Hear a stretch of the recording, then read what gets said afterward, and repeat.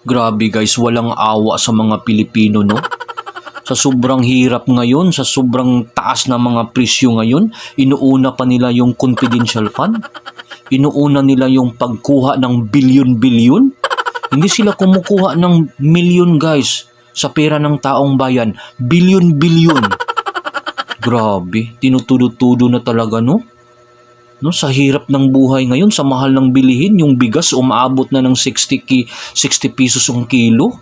Tapos yung mga bilihin natin lalong nagmamahalan, yung mga pamasahe natin hindi lang naman binigay yung equality, pero sila guys, no, wala.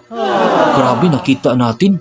Hindi sila kumukuha ng milyon lang sa pera ng taong bayan.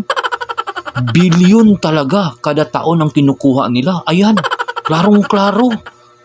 Hindi ba tayo dito magreklamo dito?